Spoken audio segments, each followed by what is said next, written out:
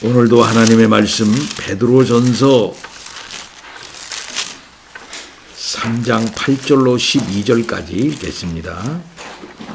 베드로전서 3장 8절로 12절입니다. 제가 읽겠습니다. 베드로전서 3장 8절로 12절. 마지막으로 말하노니 너희가 다 마음을 같이하여 동정하며 형제를 사랑하며 불쌍히 여기며 겸손하며 악을 악으로 욕을 욕으로 갚지 말고 도리어 복을 빌라. 이를 위하여 너희가 부르심을 받았으니 이는 복을 이어받게 하려 하심이라. 그러므로 생명을 사랑하고 좋은 날 보기를 원하는 자는 혀를 금하여 악한 말을 그치며 그 입술로 거짓을 말하지 말고 악에서 떠나 선을 행하고 화평을 구하며 그것을 따르라. 주의 눈은 의인을 행하시고 그의 귀는 의인의 간귀에 기울이시되 주의 얼굴은 악행하는 자들을 대하시느니라 하였느니라. 아멘. 이 세상을 어떻게 살아나가는 것이 옳겠습니까? 때로는 하나님 아버지 앞에서 기도할 때에 하나님 아버지 참 억울하고 괴로울 때가 참 많이 있습니다. 어떻게 하면 좋습니까? 제가 억울한 대로 갚아주기를 바라고 내가 당한 만큼 나도 그렇게 했으면 참 속이 시원하겠습니다. 이렇게 우리들이 생각을 하고 하나님 앞에 울부짖을 때가 많이 있습니다. 때로는 억울한 그것이 꿈속에 나타나 계속해서 꿈속에서도 참 괴로워하는 그런 때가 얼마나 많이 있었는지 모릅니다. 여러분들도 마찬가지일 것이라 생각이 되어집니다. 특별히 바른 신앙을 가지고 올바른 삶을 살아나가야 되겠다. 양심껏 살아나가야 되겠다. 진리의 말씀을 지켜봐야 되겠다. 결심을 하고 이 세상을 살아나갈 때 때로는 억울한 일 당할 때가 많이 있습니다. 자존심 상할 때가 많이 있는 것이올시다. 이러한 현실 속에서 예수 믿는 사람들이 우리 주 예수 그리스도의 마음을 가지고 그것을 드러낸다고 하는 것은 쉬운 일이 아니다라고 생각이 되어집니다. 베드로 사도를 한번 생각해 봅시다. 베드로 사도가 예수 그리스도를 믿기 전에는 우락부락하고 자기 의견을 먼저 내기를 이제 잘하고 생각한 대로 바로 행동하는 그런 사람이었던 것을 우리는 복음서를 통해서 이제 배울 수 있었습니다. 그러나 그가 예수 그리스도의 십자가 앞에서 크게 한번 실수를 하고 많이 울었지 않습니까? 그리고 또한 예수 그리스도의 부활하신 모습 앞에서 네가 나를 사랑하느냐, 네가 나를 사랑하느냐라고 하는 우리 주님의 그 자애로운 말씀을 들을 때에 그는 또 한번 우리 주 예수 그리스도의 사랑 앞에 무너질 수밖에 없었습니다. 그리고 또한 오순절 성령 강림을 받고 그는 성령의 놀라운 충만함을 믿고 하나님의 사람으로서 예수 그리스도를 증언함에 있어서 그는 놀라운 하나님의 말씀을 전하는 사람이 되었을 때 그의 인격이 변화되었던 것을 우리는 사도행전을 통해서 생각해 볼 수 있습니다. 그리고 그는 오늘 여기 베드로 전서를 통해서 마지막 날 주의 백성 흩어진 주의 소아시아에 사는 여러 성도들에게 권면하는 말씀을 들을 때에 그의 신앙이 참으로 깊고도 깊고 참으로 아름다운 신앙을 가지고 있구나라고 하는 사실을 이 말씀들을 통해서 생각해 볼 수 있는 것입니다. 소아시아에 있는 그리스도인들은 지금 고난의 현실에 취해 떨어져 있습니다. 이 고난이 이제 서서히 그들을 옥죄게 되는 것입니다. 바로 그때에 예수 믿는 사람들은 어떻게 하는 것이 옳고, 또 그들은 또 예수 믿지 않는 사람들의 사회 속에서는 어떻게 대처하면서 살아나가야 할 것인가 하는 사실을 이제 말씀하고 있습니다. 여기 8절 말씀은 마지막으로 말하노니 이렇게 말하고 있는데, 어떤 문단의 결론 부분이라 이렇게 말할 수가 있겠습니다. 이 결론은 1년에 하나님의 아름다운 덕을 실천하기 위한 여러 관계들, 거기에 대한 이제 얘기를 했던 것을 볼 수가 있습니다.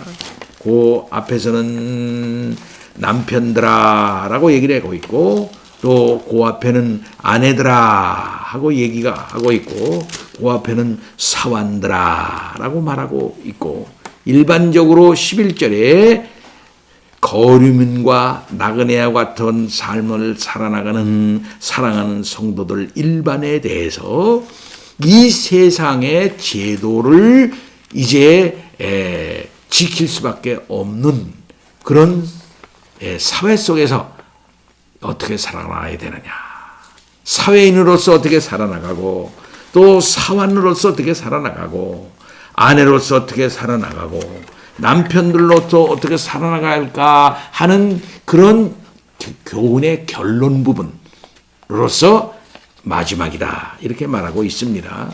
그러니까 그들의 베드로의 편지를 마지막으로 마감하는 게 아니고 이 1년의 문단의 마지막으로 이 결론적인 말씀을 이 베드로는 하고 있다 이렇게 말할 수 있습니다.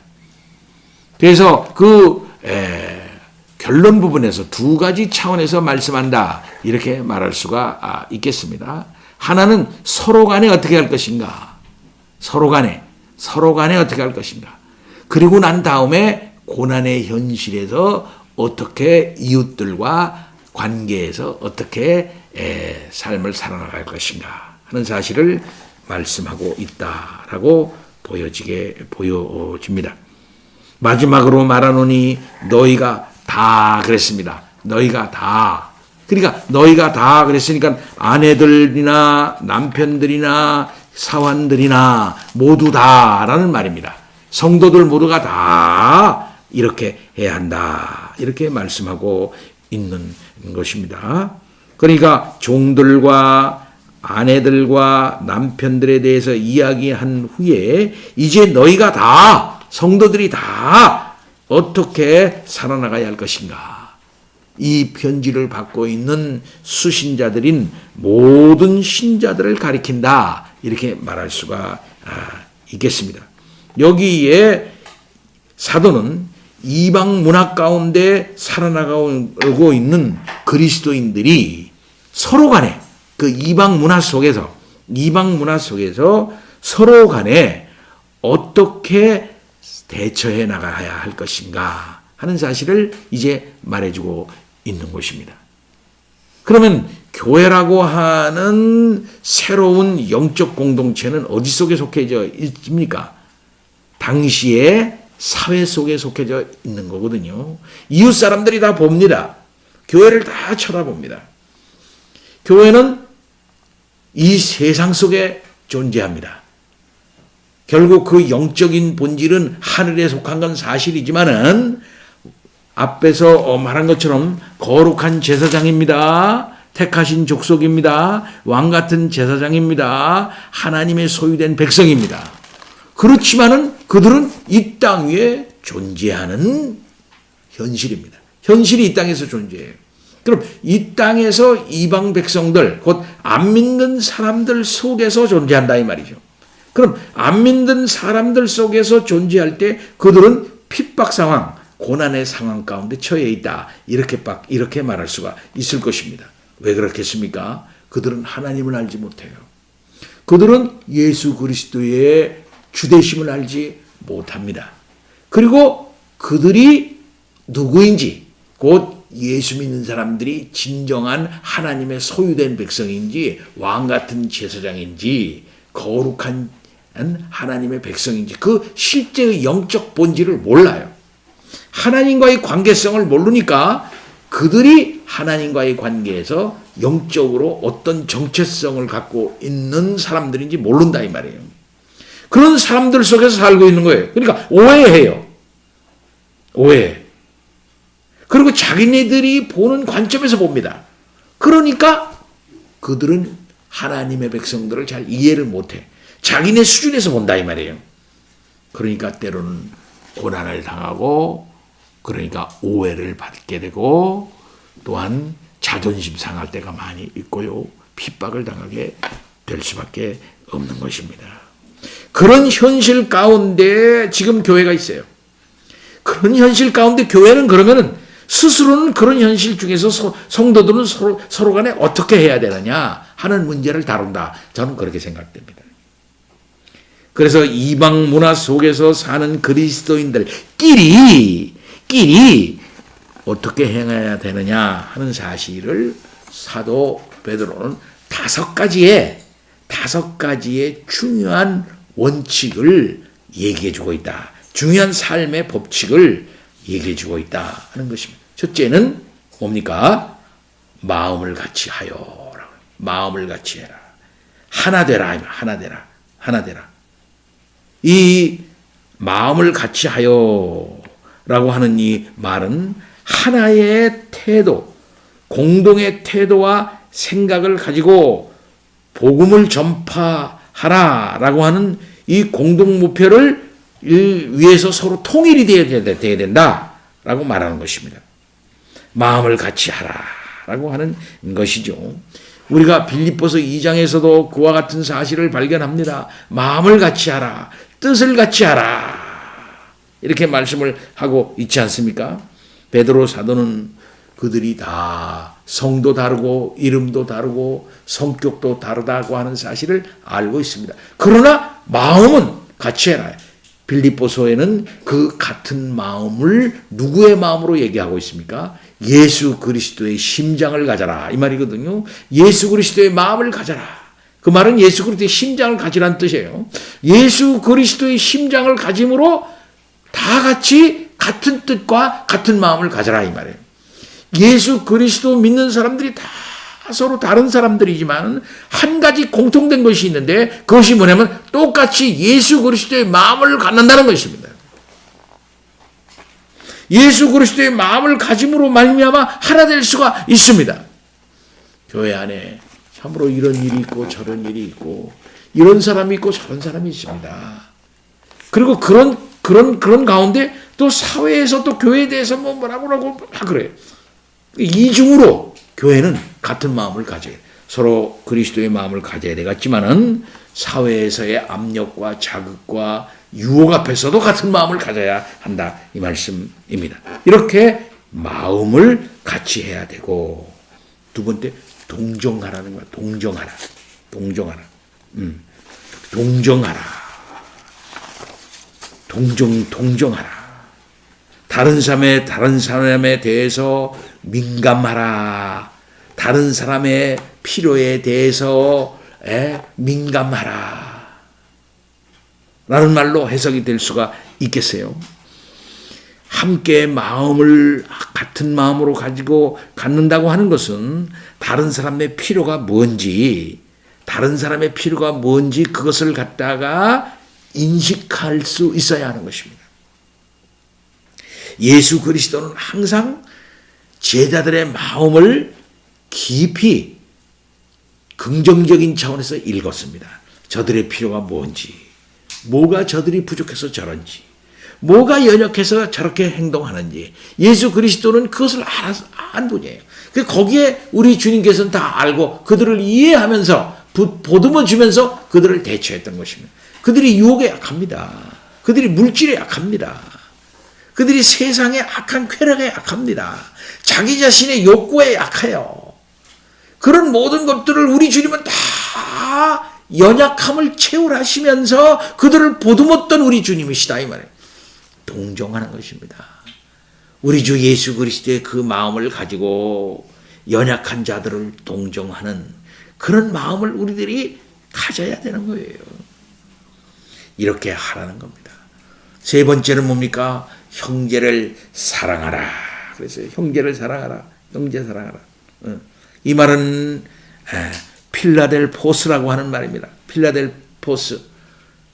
우리가 미국에 하는 필라델피아라는 말이죠. 필라델피아라면 형제 사랑하는 도시다 이 말이에요. 사실은요. 네. 형제를 사랑하는 도시로 만들어야 되겠다. 그래서 거기를 필라델피아라고 그렇게 한 것 아니겠습니까? 이것은 가족 사랑만이 아니라 모든 그리스도인들을 한데 불러 모을 수 있는 그러한 끈이 뭐겠습니까? 사랑이에요. 교회가 사랑이 있어야 돼요. 교회에 사랑이 있어야 돼요. 이 사랑은 하나님이 우리를 사랑한 사랑입니다. 예수 그리스도가 우리를 사랑한 사람입니다. 그 사랑을 가지고 형제들을 사랑하는 거예요. 필라델포스. 형제를 사랑해라. 형제. 그래서 우리가 같은 마음을 가지고 상대방의 필요를 따라서 동정심을 가지고 쳐다볼 뿐만 아니라 형제를 사랑하는 마음을 가지고 형제를 대하는 우리들이 되어야 하는 것입니다. 진리 문제로 고민하는 형제, 또한 가정교육 어린 아이들을 어떻게 교육할까 하는 것 때문에 고민하는 그런 성도, 또 경제적인 문제 때문에 고민하는 성도, 앞길의 진로에 대해서 고민하는 성도. 그래서 이 어떻게 될지 모르는 그런 가운데에 있는 성도들을 위로하고 기도해주고 돌봐주고 협력해주고 하는 그런 것들이 우리들에게 있어야 하는 것입니다. 그 다음에는 불쌍히 여기라 그랬어요. 불쌍히 여기라. 예. 여기는 동정하라고 하는 것과 거의 같은 의미라 이렇게 말할 수 있습니다. 다른 사람의 필요에 대해서 관심을 갖는 거죠. 그러면서 불쌍히 여기는 것은 그 어떤 방식으로든지 그 필요를 채워주고자 노력한다는 것입니다. 여기 이 말의 원뜻은 무슨 뜻인고 하니 몸의 내부 장기를 가리키는 그런 말에서부터 왔어요. 한 사람의 마음 깊숙한 느낌, 정서를 가리키는 것입니다. 그 마음 깊숙한 곳에 아유 내 간이 떨려, 간 떨어지겠네, 간이 떨어지겠네 이런 말, 심장이 떨려, 심장이 부르르 떨려, 내가 간 떨어지겠네 막 그러잖아요. 막 그런 말 하잖아요. 우리나라의 그러한 표현법에도 한국의 말에도 표현법에도 이 위장과 관계되고 간과 관계되고 이 내장과 관계해 가지고서 이렇게 하는 표현이 많지 않습니까? 이 말도 똑같은 말이에요. 그 말은 무슨냐면 몸의 장부를 가리키는 것입니다. 장기. 그러니까 한 사람의 마음의 깊은 느낌, 정서, 이것을 갖다가 가리키면서 그 사람의 고통과 아픔과 그 기쁨에 깊이 동참하라. 깊이 공감하라. 예. 저 사람이 자기 속이 막 아픈 것처럼 너도 속이 아파라 이 말이야. 그 사람이 아픈 것처럼 똑같이. 네. 저 사람이 그 고통을 느끼는 그 고통에 걸맞게 너도 그 속이 니도 속이 좀 같이 떨려라 이 말이야. 그런 불쌍히 여겨라. 그러니까 정서가 서로 통하는 것입니다. 그 신자들은 이렇게 정서적으로 서로 교통하고 교류하고 같이 이렇게 교감하는 민감한 마음을 같이 가져야 한다. 이렇게 말씀하고 있습니다. 오늘날 교회의 신앙생활이 얼마나 메말릅니까? 큰 메가처치 같은 그런 교회에 옆에 사람이 누구인지도 모르는 거죠. 어떤 사정이 있는지도 모르는 거죠. 그 사람의 아픔이 전해오지 않잖아요.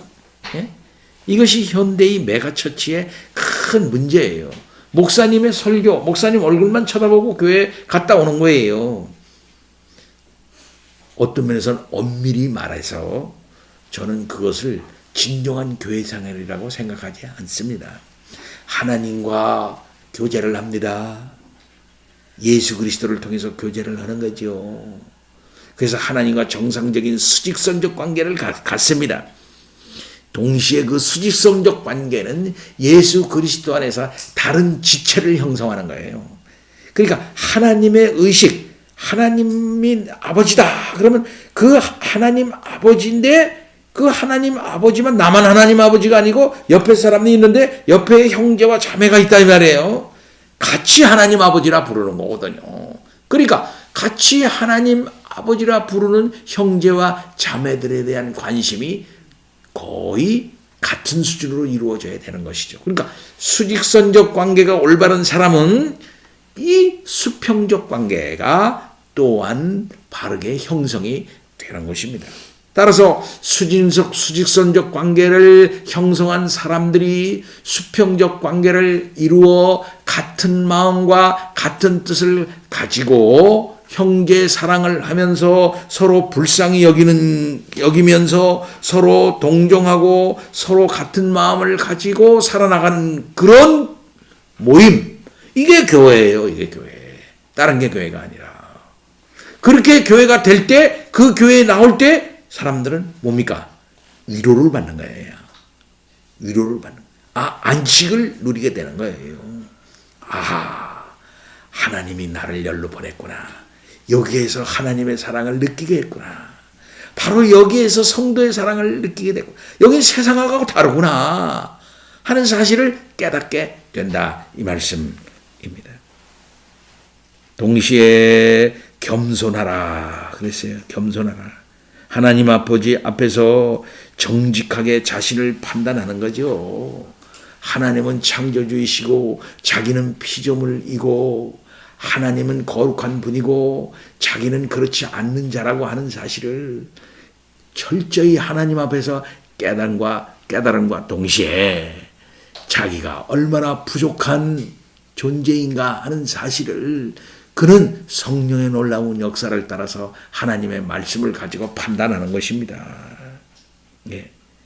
겸손한 그리스도인들을 만나본다는 것이 얼마나 어려운 때입니까? 때로는 자기의 공로를 자랑합니다. 자기의 직분을 자랑합니다. 자기가 이렇게 했다는 행위를 자랑합니다. 그러나 겸손한 사람, 그 겸손한 사람은 결코 자기를 자랑하지 않습니다. 서로를 격려합니다. 자기의 연약함을 드러냅니다. 그리고 자기의 모든 것을 내놓는 것이에요. 예. 베드로 사도의 변화를 한번 생각해 보시기 바랍니다. 베드로 사도가 오순절 성령 강림 전에는 나름대로 자기가 뭘 잘하는 줄 알았어요. 제가 하겠습니다. 예수님 무슨 말씀입니까? 십자가 진다 그러니 무슨 말씀입니까? 안 됩니다 하고 예수님 앞길을 가로막았던 사람이에요. 칼을 쑥 빼서 대제사장 종의 귀를 갖다가 자른 사람이에요. 안 됩니다 하고 칼을 빼던 사람이에요. 하나님의 그 십자가 앞에서 예수님의 십자가 앞에서 칼을 빼들고 안 된다고 할 만한 했던 그런 사람이라 이 말이에요. 네, 하나님 주님 안 됩니다. 그럴 수 없습니다. 그러나 우리 주님은 그에게 말을 했습니다. 네가 닭 울기 전에 3번 나를 부인하리라. 닭이 3번 울었을 때에 그는 우리 주님의 말씀을 생각하고 통곡을 하지 않았습니까? 그리고 우리 주님의 다시 사도로 세워주시고 위로해 주시는 그 우리 주님의 사랑 앞에 그는 그만 무릎을 꿇고 주님의 놀라우신 그 사랑과 인격 앞에 무릎을 꿇었던 거예요. 오순절 성령 강림은 또를 그를 예수가 누구이며 부활의 의미가 어떤 것인가 하는 사실을 확실하게 깨닫고 신약을 구약에 일어난 모든 사건들에 비추어서 다 이게 보면서 그는 눈이 확 열리고 그는 인격이 확 변화해서 거룩한 주의 종으로 그는 서 나가게 됐던 것 아니겠습니까? 성령께서는 베드로 사도를 바꾸셨고 그의 강한 성격을 새로 빚어서 하나님이 사용하시기에 적합하게 만드셨고 드디어 그는 가난한 사람, 연약한 성도 그리고 고난당하는 성도를 위로하고 품고 같이 나가는 그런 위대한 사도로 하나님께서는 그를 만드셨지 않았습니까? 예수 그리스도를 믿는다고 하는 것은 하나님의 진리라고 하는 것은 진리만 외치는 거 아니에요. 하나님께서 이 땅에 내려오셔서 곧 예수 그리스도가 하나님 아버지 아닙니까? 성자 하나님 아닙니까? 그분이 오셔서 사랑이 뭔지, 덕이 무엇인지, 진정한 인간이 무엇인지, 바르게 사는 게 뭔지, 진리가 육화되어 가지고 드러나는 결과가 무엇인지 그것을 분명히 드러내서 우리를 감화시키셨어요. 진정한 실제가 무엇인지라고 하는 걸 보여주었다 이 말이에요. 그리고 그것이 십자가에 확실하게 나타나지 않았습니까? 그리고 예수님만 그랬나요? 예수님을 따르는 제자들을 성령의 놀라운 역사로 그들을 완전히 변화시키셨던 것입니다. 그래서 예수 믿으면 이렇게 된다. 예수 믿으면 인격이 이렇게 된다. 라고 하는 사실을 보여주었는데 그들을 그것을 통해서 증인 삼지 않았어요? 그들이 말하는 캐리그마, 그들이 말하는 어떤 전하는 그 진리, 증언 그 자체만 진리가 아니에요. 그 진리가 증거될 수 있는 그릇으로서의 그들의 인격도 변화시키시면서 우리 주님은 역사하셨던 것입니다. 베드로가 말하는 거, 바울이 말하는 건 말은 맞아. 구약 성경에 했던 거 진리 그대로 말은 맞는데 진리긴 해. 그래, 그들은 원래는 거짓말쟁이들이고 도둑놈들이고 도박이나 하고 말이야. 나쁜 짓이나 하고 말이야. 우리들이 보기에도 더 나빠. 저들은 난무나하고 반무다하고 다른 놈들이야. 이렇게 되면 되겠어요? 이렇게 되면 그들이 전하는 것이 그만 완전히 쓰레기통처럼 변하고 마는 것 아니겠냐 이 말이에요. 오늘날의 교회와 오늘날의 믿는 이들과 오늘날의 직분자들, 특별히 예수 믿는 사람이 욕먹는 이유가 어디에 있어요? 고난의 현실 가운데 처하며 살면서 이와 같은 자기네들끼리의 아름다운 덕을 수직선적 관계를 기반으로 한 수평적 관계를 잘 이루지 못한 데서 오는 게 아니냐 이 말이에요. 그래서 그들이 성령의 놀라운 역사로 말미암아 변화된 사람들이요, 변화된 관계를 갖고 있다는 사실을 보여주지 못하는 데 있는 게 아니냐 이 말이에요. 그러나 베드로는 뭐라고 말합니까? 고난의 현실 가운데 있는 그리스도인들이요, 우리가 먼저 서로 동정하고 한 마음이 되어지고 형제 사랑하고 서로 불쌍히 여기고 겸손하자. 우리가 서로 간에 그 모습을 먼저 갖추자라고 말하고 있는 것입니다. 다음 주일에는 그 다음에 그럼 이 지역사회 속에서, 이 세상 속에서, 악한 현실 가운데서 그러면 그들이 우리들에게 하는 그대로 우리가 하면 되겠느냐 하는 이 문제를 우리들이 다룹니다. 사랑하는 성도 여러분, 이와 같은 말씀을 잘 받아 성도들끼리 서로 한마음 되고 동정하고 불쌍히 여기고 깊이 사랑하는 우리 모두가 다 됩시다. 다 같이 기도합니다. 하나님 아버지, 참 감사합니다. 부족한 우리들입니다. 주여, 우리 주님이 이 땅에 오셔서 제자들을 끝까지 사랑해 주셨던 것처럼 자기의 모든 것을 다 바쳐서, 심지어 목숨까지 바쳐서 제자들을 사랑하고 그들을 구원해 냈던 것처럼 아버지 하나님, 우리도 그와 같이 형제 사랑하게 하여 주옵시기를 원합니다. 그리하여 우리 속에 있는 것이 진리라고 하는 것을 세상 가운데 증언해내는 우리들이 되도록 주여 인도하옵소서. 예수 그리스도 이름으로 기도하옵나이다. 아멘.